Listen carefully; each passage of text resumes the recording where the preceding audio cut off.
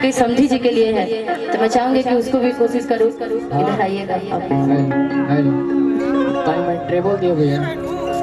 कि ना दहेज में सामान चाहिए, अरे तो क्या चाहिए? कि ना ही बाबा की मकान चाहिए। इसी पर मैं एक गाना गाई थी। बहुत बहुत धन्यवाद दुल्हा साहब जी। हाँ हाँ बिल्कुल बिल्कुल। एक गाना गाई थी अमेरिका में, तू हमर जान हो तू ही परान हो। इसको मैं नेक्स्ट टाइम पे बोल दूंगी जब तक के दुल्हा साहब जी हमारे बीच में उपस्थित हो रहे। थोड़ा थोड़ा दूरी बना लीजिए। पापा की पड़िया आसमान की पड़िया थोड़ा थोड़ा दूरी बना लीजिए। दूल्हे साहब जी हमारे बीच में। हाँ आपका नाम क्या है ऐसे? शिवम पांडे जी। हाइट लेकिन बड़ी अच्छी है जी इनकी ना। हाँ मतलब मेरे हाइट की जल्दी कोई लड़के मिलते नहीं है। पहली बार देख रहे हैं कि शिवम जी कितने भाई भाई पहली बार लेकिन देख रहे हैं शिवम जी की। थोड़ा सा और आगे आइए। आपकी पत्नी जलन वलन वाली नहीं है ना? नहीं तो पता चले कि आज ही तिलक चल रहा है, कल को फोन आ जाएगी जाओ भाई टाटा बाय बाय खत्म स्वाहा वाला वक्त हो जाएगी। लेकिन एक बार शिवम जी के लिए ताली बजा दीजिए आप लोग। एक बार जोरदार ताली बजा दीजिए। और कितने भाई हैं आप? बड़े आप हैं कि छोटे आप हैं? अच्छा छोटे आप हैं। अच्छा ठीक है मेरे लिए है। अच्छा पहले ही लोगों ने लग रहा है कि पहले बना रखा है ये किसी और के। अच्छा आपकी पत्नी का क्या नाम है? कृति जी। कृति त्रिपाठी जी। और आपका नाम? आनंद पांडे जी। आपकी भी अच्छी आएंगी ऐसे आपने बोला मुझे तो देखा जाएगा ना जी। ऐसे भी यूपी बिहार की जोड़ी अच्छी है और जहाँ भी होता है यूपी बिहार तो भाई शान में रहता है। लेकिन आज इनकी तिलक चढ़ी है। इनके पापा कहते हैं कि सुनिए दहेज तो चाहिए ही, लेकिन साथ ही साथ मुझे सबसे पहला इम्पोर्टेंट कोई चीज है तो जानते क्या चाहिए? कि ना दहेज में सामान चाहिए, कि ना ही पापा की मकान चाहिए, कि सुनी अगुआ महान की बातें ये के क्या बात है। किसके तरफ से? दूल्हे साहब की? तो आपके तरफ से भी आना चाहिए ना। नहीं गलत बात है। कृतिका जी देख रही होंगी लेकिन आपके तरफ से भी होना चाहिए। प्यारे देवर आप हैं दूल्हे सरकार जी। नहीं घर गए तो फिर आएंगे नहीं। शिवम जी की बड़ी अच्छी लेकिन सुबह में आइए थोड़ी देर। कैमरा वाले भाई फोकस करना आप थोड़ा देर के लिए। कि ना दहेज में सामान चाहिए, कि ना ही पापा की मकान चाहिए, कि सुनी अगुआ महान की बातें ये के आरमान समधिनिया जमान चाहिए, कि सुनी अगुआ महान बातें ये के आरमान। हम चाहेंगे कि नंद किशोर भैया आप थोड़ी देर के लिए मेरी आवाज सुने हो। छोटू थोड़ा आप उनको आनंद जी भेज दीजिएगा। शिवम जी अपने पापा जी को थोड़ी देर के लिए मंच पे भेज दीजिएगा क्योंकि वो बहुत प्यार करते हैं मुझे, हमेशा यूट्यूब के माध्यम से देखते हैं। हाँ तो एक बार थोड़ा समधी जी लोग आ जाइए, एक बार आ जाइए हमारे बीच में। हाँ तभी तो पता चलेगा। यूट्यूब वाले लोग भी यहाँ पर आए हैं, कल को चढ़ेगा तो पता चलेगा कि हाँ अरे नंद किशोर जी ने क्या कार्यक्रम करवाया था भाई। पूरा गजपुर बगवा में एकदम तहलका मच गया है ना जी। कि ना दहेज में सामान चाहिए, कि ना ही पापा के मकान चाहिए, सुने अगुआ महान बात ही है आरमान समधिनिया जबान चाहिए, सुने अगुआ महान बात ही है आरमान समधिनिया जबान चाहिए। ना दहेज में सामान चाहिए, ना दहेज में सामान चाहिए, ना दहेज में सामान चाहिए, ना दहेज में सामान चाहिए। एक बार तो इनके लिए ताली बजा दीजिए नंद किशोर पांडे जी के लिए। एक बार जोरदार ताली। आपके समधी जी कहाँ हैं? अच्छा अभी वो वहीं पर भी चल रहा है, उनको भी बुला ही दीजिएगा। हाँ।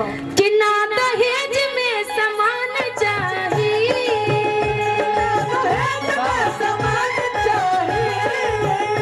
ना ही पापा के मकान चाहिए, सुने समझी महान बटरी है आरमान। एक बार आप अपने मन से भी बोल दीजिए कि समझनिया जवान चाहिए। अरे बोल दीजिए बोल दीजिए। अरे कोई अच्छा कोई बुरा मानेगा क्या? अरे ऐसा रिश्ता ही होता है। कोई बोलिए ना। अरे समझी जी सुन लेंगे। अरे बोल दीजिए, सब आपके साथ है ना जी? एक बार चिल्ला के बताइए, बोल देना। अरे बोलिए, लड़के के पिताजी हैं आप। हे भगवान, हे हरिनाम कृष्ण जगन्नाथम प्रेमानंद। ये क्या हुआ? दूल्हे के पिताजी समझी जवान नहीं चाहिए इनको, ये शर्मा गए। लेकिन मन में तो लड्डू सबको फूटता है ना जी।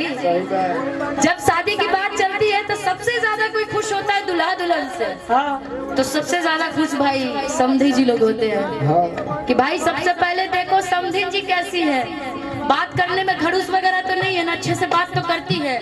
सबसे पहले वो, दूसरे में देवर लोग, वो लोग बड़ा खुश होते हैं ना जी। कि ना दहेज में सामान चाहिए,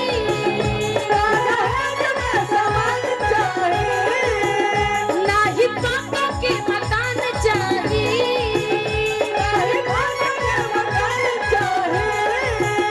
ना दहेज में सामान चाहिए,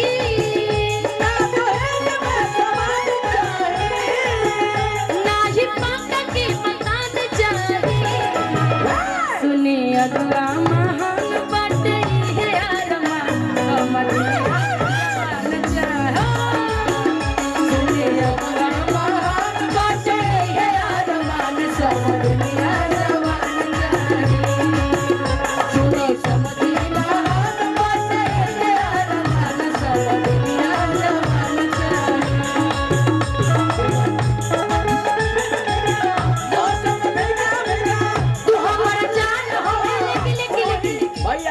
यही गाना मेरा क्लिक किया था। लेकिन समधी जी अपने समधी जी के लिए कहेंगे, तू हमर जान हो, तू ही परान हो, तू हमर जान हो, तू हमर जान हो, तू ही परान हो, कहो तो काट के हम दे दी करे जाके।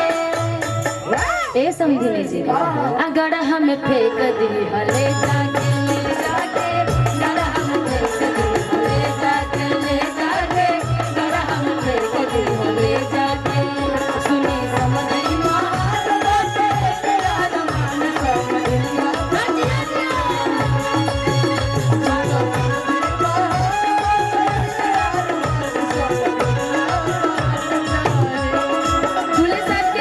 दूल्हे साहब के पिताजी कहते कि सुनिए, हमको बस मेरे बेटे के लिए पढ़ी लिखी बीवी चाहिए। जानते हैं कैसे?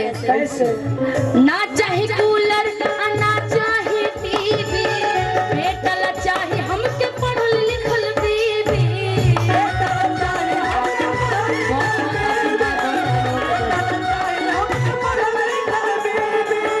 ना चाहे कूलर, ना चाहे टीवी, बेटा चाहे हमके पढ़ल लिखल बीवी।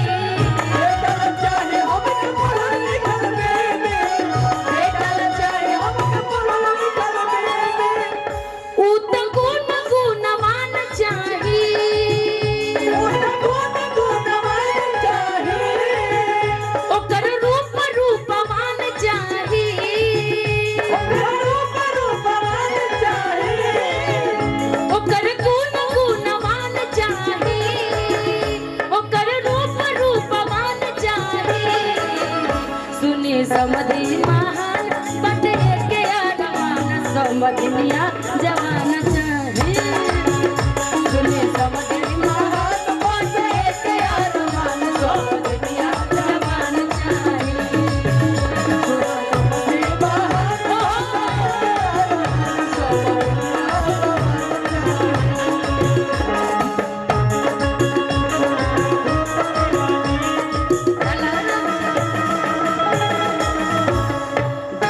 निकला न करो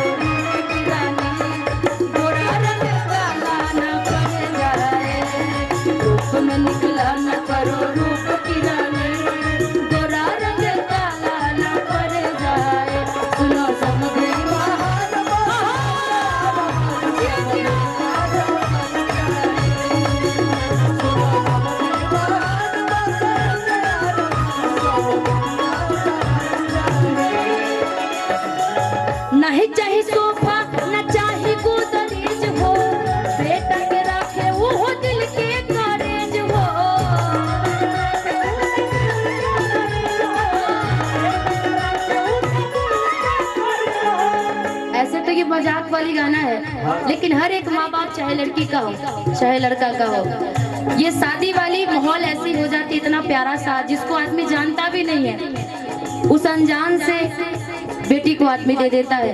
चाहे बेटी को भी बेटी से शादी हो जाती है, एक अनजान रिश्ता एक ऐसा रिश्ता बन जाता है जो हमेशा चलने लगता है। लेकिन हम हमारे सनातन धर्म में इतना प्यार, इतनी पारंपरिक गाड़ियाँ जो एक से एक सुनाई जाती है शादी विवाह में। कहते समधी जी की सुनिए, हमको कोई गोदरेज नहीं चाहिए, बस ऐसी लड़की चाहिए जो हमारे बेटे को अपने करेज के पास रखे, बड़ा प्यार करे। बड़ी प्यार से हमने बेटा जन्माया है, बहुत प्यार से मैंने अपने बेटे को पाला है। समधिनी से एक ही बात कहते हैं क्या, नहीं चाहे सोफा न चाहे गोदरेज हो, बेटा के राखे वो हो दिल के करेज हो।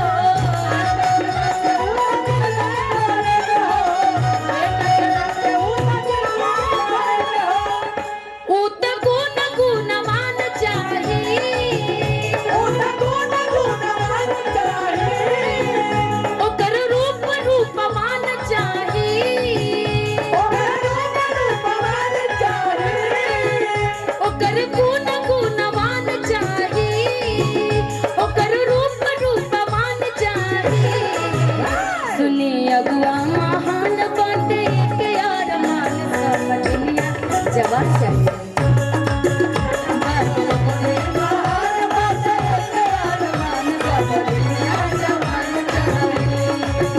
सुनो समधी महान बचे